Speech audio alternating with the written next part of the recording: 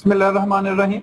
पिछले लेक्चर में हमने सबस्ट्रेट इफेक्ट जो है E2 का हमने डिस्कस किया था, लेकिन आज दोबारा भी हम डिस्कस कर लेते हैं। इसमें हमने कहा था कि E2 के अंदर जो सबस्ट्रेट है वो टर्शियरी, सेकेंडरी एंड प्राइमरी जो है, तो ये बात भी ठीक है। इसके अलावा प्राइमरी से भी हो सकता है। E1 E2 जो है उसके लिए जरूरी नहीं है कि ये टर्शियरी पहले हो, सेकेंडरी हो और प्राइमरी हो। होना तो यही चाहिए था कि पहले मिथाइल होता, फिर प्राइमरी होता, फिर सेकेंडरी एंड देन टर्शियरी। इसके अंदर ये लिमिटेशन नहीं है।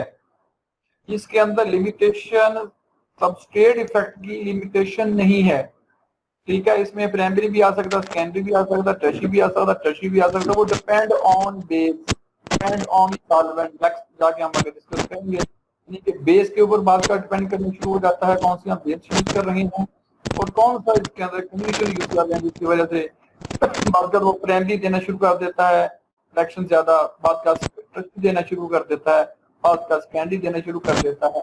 इसके लिए कोई लिमिटेशन नहीं है। नेक्स्ट आगे जी बेस का इफेक्ट। बेस का क्या इफेक्ट है? वो कहता है जी जितनी बेस E2 के लिए स्ट्रॉन्ग बेस हम यूज करेंगे, उतना ही रेट ऑफ रिएक्शन जो होगा या वो रिएक्शन ज्यादा फास्ट होगा। इसके लिए हम स्मॉल बेस भी यूज कर सकते हैं और स्टेरिकली हिंडर्ड बेस, जिसको हम बल्की बेस का नाम दे देते हैं, वो भी हम यूज कर सकते हैं। बल्की बेस के अंदर DPN और DPU इनकी नीचे स्ट्रक्चर बनी हुई है, ठीक है। नेम भी इनके नीचे आपके DPN का ये नेम और इसकी स्ट्रक्चर बनी हुई है। और ये बल्की बेस है और ये नाइट्रोजन कंटेनिंग बेस है, ये बल्की बेस है और स्टेरिकली हिंड्रेंस बेस है। स्टेरिकली हिंड्रेंस बेस का मतलब ये होता है कि जब ये अटैक करती हैं तो ये स्टेरिक हिंड्रेंस को फेस करती हैं, ये स्टेरिक हिंड्रेंस क्रिएट कर देती हैं due to the their bulky size, ठीक है। लेकिन अगर हम हाइड्रोक्सिल यूज करते हैं या हम सोडियम मैथॉक्सी यूज करते हैं, this is a small base but it is a strong base, these are a strong base. और इसका रेट ऑफ रिएक्शन जो होता है E2 का, वो in the presence of the strong base या in the presence of the sterically hindered strong base जो है वो फास्ट होता है as compared to smaller, as compared to weak base। Solvent का इफेक्ट है, वो कहता है पोलर एप्रोटिक सॉल्वेंट जो होता है वो हमेशा इसके अंदर रेट ऑफ रिएक्शन को इंक्रीज करता है। हम पहले भी SN2 के अंदर डिस्कस कर चुके हैं। वो काम क्या करता है? Polar aprotic solvent are polar enough to dissolve the charge species such as halides ion. जो इसका हैलाइड्स आयन होता है, क्योंकि हमने अल्काइल हैलाइड से करना होता है, उसके हैलाइड्स आयन को वो डिसॉल्व कर लेता है, जिसकी वजह से क्या काम करता है कि उसके ऊपर उसका बॉन्ड जो होता है, कार्बन और हाइड्रोजन का बॉन्ड जो होता है, वो किसी हद तक जो होता है क्या हो जाता है जी, वीक होना शुरू हो जाता है। जैसे ही हम बेस उसके अंदर डालते हैं, बेस उससे प्रोटॉन एब्सॉर्ब करती है और सॉल्वेंट क्या काम करता है? हैलोजन्स और कार्बन के दरमियान वाले बॉन्ड को किसी हद तक जो है वो आयोनाइज कर देता है और आयोनाइज होने के बाद वो बॉन्ड वहां से टूट जाता है और बेस वहां से प्रोटॉन एब्सॉर्ब करती है और वो बेस जहाँ से प्रोटॉन एब्सॉर्ब किया होता है, जहाँ से डीप्रोटोनेशन हो रही होती है, वो बॉन्ड आगे शिफ्ट हो जाता है। इस वजह से हम इसके अंदर हमेशा पोलर एप्रोटिक सॉल्वेंट यूज करते हैं। अगर हम पोलर प्रोटिक सॉल्वेंट यूज करेंगे तो वो क्या काम करेगा? वो जाके हाइड्रोजन बॉन्डिंग कर देगा और हाइड्रोजन बॉन्डिंग करने की वजह से बेस उसके ऊपर अटैक नहीं कर पाएगी, आयनाइजेशन जल्दी नहीं हो पाएगी और बहुत सारे काम होंगे, जिस वजह से पोलर प्रोटिक सॉल्वेंट हम यूज नहीं करेंगे, पोलर एप्रोटिक सॉल्वेंट यूज करेंगे, ठीक है जी। पोलर प्रोटिक सॉल्वेंट यूज करेंगे तो क्या होगा? वो बेस के साथ ही रिएक्ट करना शुरू कर देगा। जब बेस के साथ रिएक्ट करेगा तो बेस इजीली डीप्रोटोनेशन नहीं कर पाएगी। जब डीप्रोटोनेशन नहीं कर पाएगी तो क्या होगा? कार्बन और हाइड्रोजन के दरमियान में, कार्बन या लिविंग ग्रुप के दरमियान आयनाइजेशन नहीं हो पाएगी और बॉन्ड वहां शिफ्ट नहीं हो पाएगा। इस वजह से डबल बॉन्ड क्रिएशन पॉसिबल नहीं हो सकती जब हम पोलर प्रोटिक सॉल्वेंट को यूज करेंगे। तो पोलर एप्रोटिक सॉल्वेंट एसीटोन है, N-डाइमिथाइल फॉर्मामाइड है, एसीटोनाइट्राइल है, डाइमिथाइल सल्फोक्साइड है। ये वाले हम मोस्टली पोलर एप्रोटिक सॉल्वेंट इसके अंदर यूज करते हैं। आगे जी orientation of elimination. Orientation of elimination से क्या मुराद है? ये कैसे, ये हम सेजफ रूल और हाफमैन रूल हमने देखे थे। इसको एक और नाम भी हम दे सकते हैं, ये हम इसको कह सकते हैं कि रिजियो सिलेक्टिविटी का नाम भी हम दे सकते हैं, ठीक है जी। रिजियो सिलेक्टिविटी का नाम भी हम इसको दे सकते हैं, ठीक है जी। According to Saytzeff rule, more substituted alkene more substituted more stable E1 will होगा। इसमें आप अगर देखें सेजफ रूल में, ये आपके सामने एग्जांपल्स है।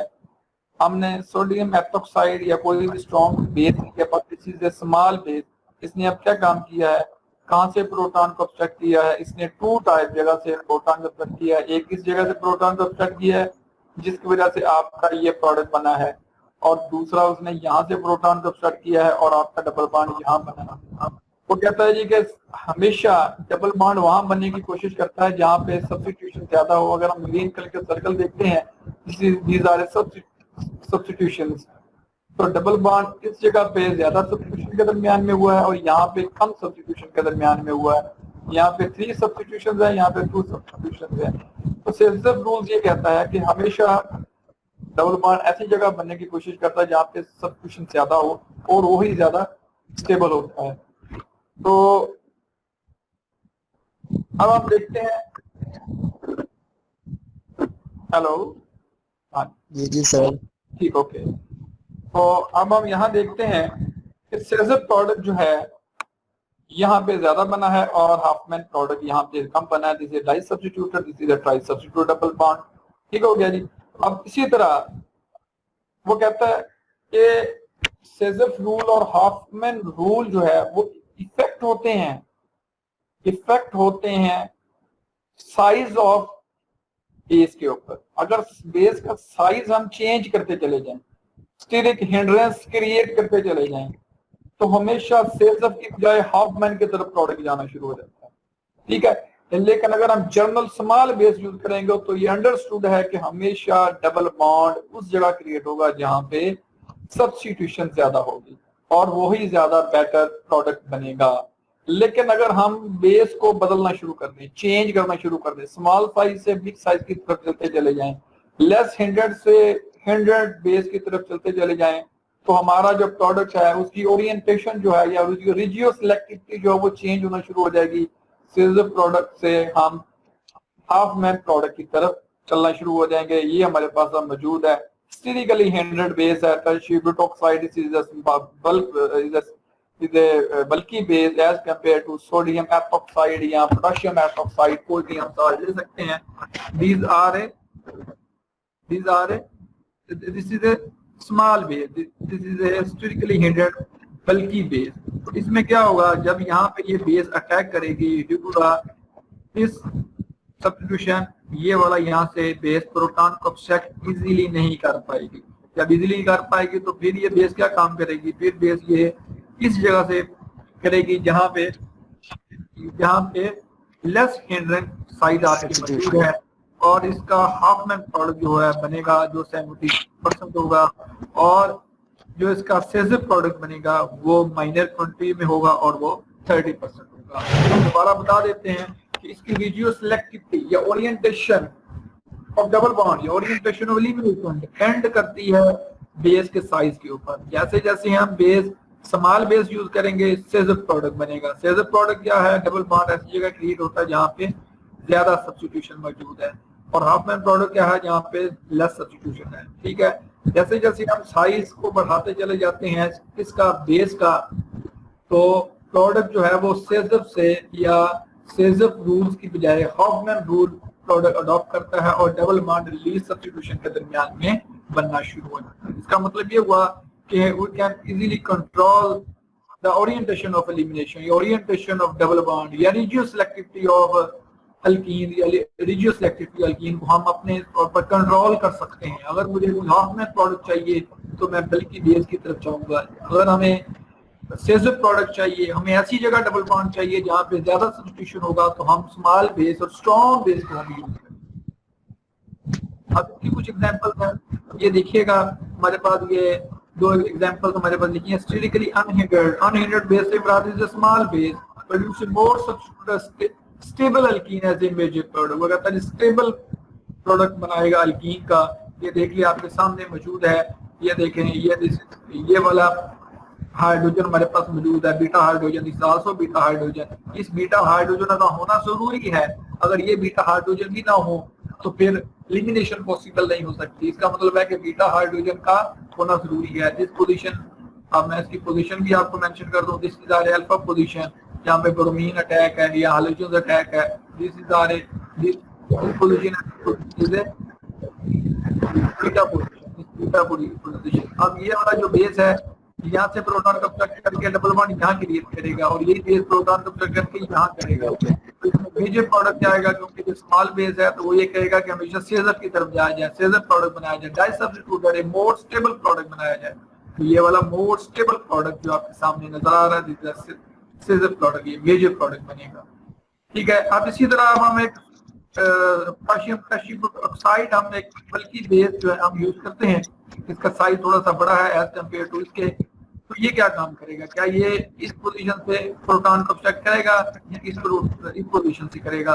ये इस पोजीशन से प्रोटॉन को इजीली ऑब्स्ट्रैक्ट करेगा। This is a less hindered side, यहाँ पे इसके लिए कोई प्रॉब्लम क्रिएट नहीं होगा, ये इजीली यहाँ से प्रोटॉन को ऑब्स्ट्रैक्ट करेगा। इसी वजह से ये हमेशा मेजर प्रोडक्ट देगा और जिसको हाफमैन प्रोडक्ट भी बोलेंगे। ठीक है। और ये लीस्ट सब्स्टिट्यूटेड जो है ना अल्कीन पे। अब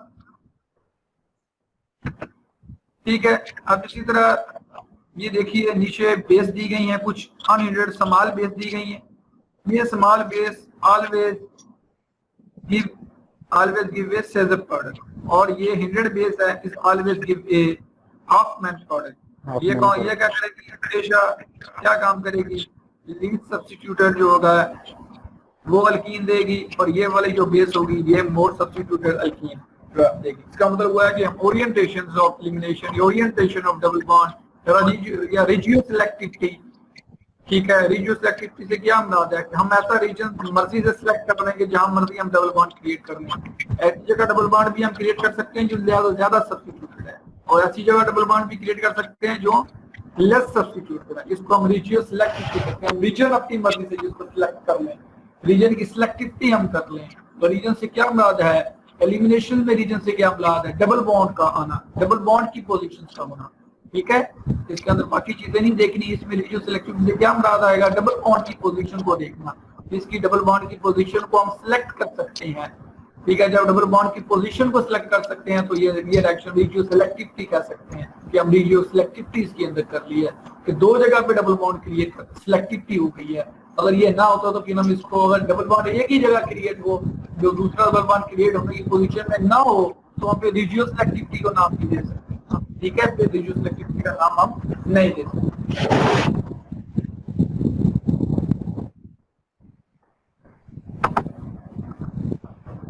नेक्स्ट है जी हम कंपेयर करेंगे इसके अंदर। अच्छा जी, इसमें कंपेयर करेंगे, फिर कुछ और स्लाइड्स हैं वो भी आप लोगों को दिखानी है। कंपेयर है E1 एंड E2। ठीक है। रेट लॉ वो कहता है जी इसका रेट लॉ यूनिमॉलिक्यूलर है, depend on the concentration of the substrate E1 के अंदर।